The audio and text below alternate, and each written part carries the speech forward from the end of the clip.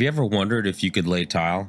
Well, I'm here to tell you, you can. In today's video, we're going to cover 6 basic steps for laying perfect large format tile on your first try. Let me show you how. Step 1. Figure out your tile layout. Start by snapping chalk lines between the center points of opposing walls, which will intersect at the center of the room. Make sure they are perfectly square and adjust them if necessary. Next, add grid lines in 2-foot sections in the direction where you want to start the tile. These lines help to make sure that the tile is laid straight, creating an easy grid pattern to follow. Next, lay out a row of loose tiles in both directions. Use the tile spacers to leave space for uniform joints.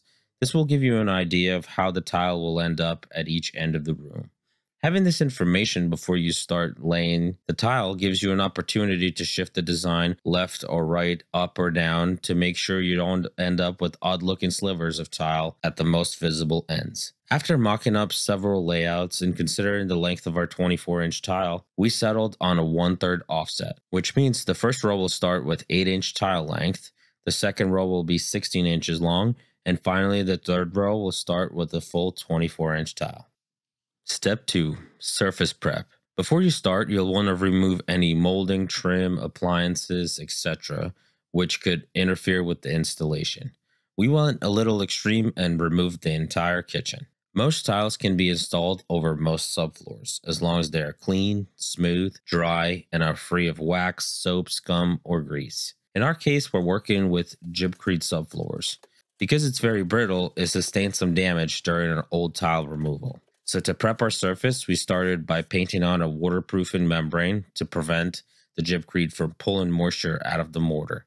Next, we installed the metal lathe, attempted to level the floor with mortar. Check out the process in the link below. Let's just say it could have gone a lot smoother. Step 3. Cutting tile. Carefully measure the tile to be cut and mark it with a pencil or a felt tip pen. In our case, the layout is very simple yet brilliant, because one cut tile will have both an 8-inch piece for row 1 and a 16-inch piece for row 2. This eliminates a lot of the tile waste and halves the number of cuts. We set up a jig on our tile saw for cutting our tile, but for this basic pattern, a tile cutter would work just as well. If you're going to use a tile saw, make sure you select the correct blade for the type of tile you're installing. Step 4. Applying mortar. It's very important for the success of this project to research and apply the right mortar for the subfloor you have and the size of the tile being installed.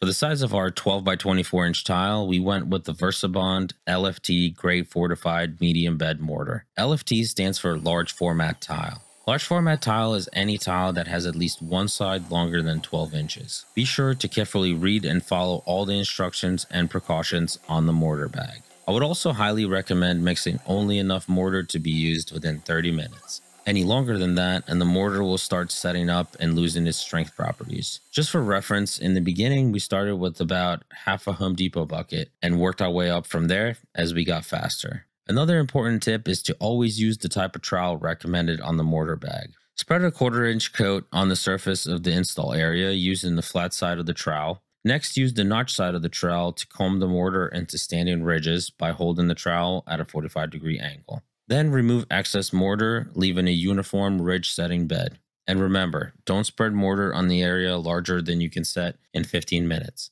If it's your first time, take it one tile at a time till you get comfortable and increase your immediate work area.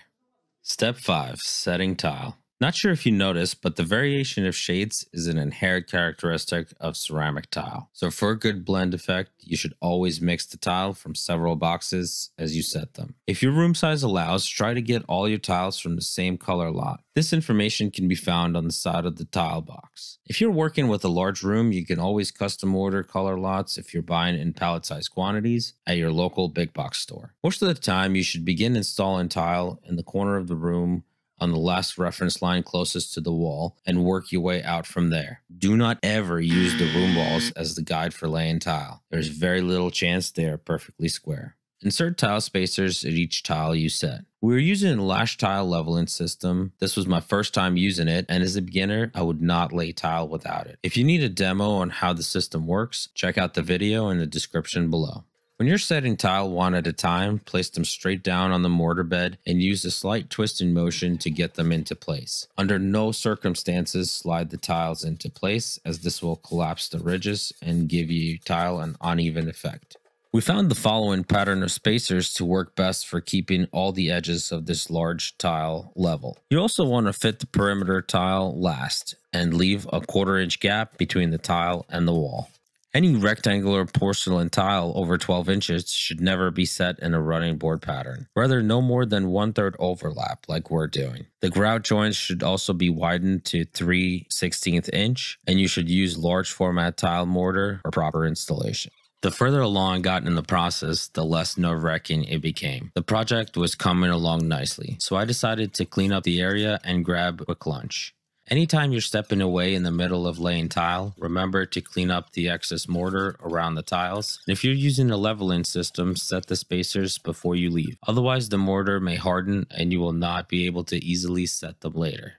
Here's the most important takeaway as the first timer after completing this project. Always clean your joints as you set each tile. This is very important, so I will say it again. Always clean your joints as you set each tile. If you don't heed my warning, you will spend hours on your hands and knees removing dried up excess mortar from the joints with a little putty knife. The best way to keep the joints clean is to remove excess mortar with a trowel during installation and then use a damp sponge to wipe the top and the exposed sides of the tiles. Obviously, I did not do this for myself, but this is why you watch these videos, to learn from my mistakes. But I will shamelessly accept smashing the like button as a thank you. Generally, wait time for grouting joints is about 24 hours, but you should refer to the grout packaging for specifications. Carefully read and follow all the instructions and precautions, and only make enough to use in about 30 minutes. Spread grout onto the tile surface at a 45-degree angle, forcing it down into the joints with a rubber grout float. Remove excess grout from the surface immediately with the edge of the float at a 90-degree angle, scraping it diagonally across the tile. Wait 15 to 20 minutes for the grout to slightly set, and then use a damp sponge to clean the grout residue from the surface and to smooth the grout joints. Rinse the sponge frequently and change the water as needed. Keep in mind that the 15 minutes starts when the grout is first laid.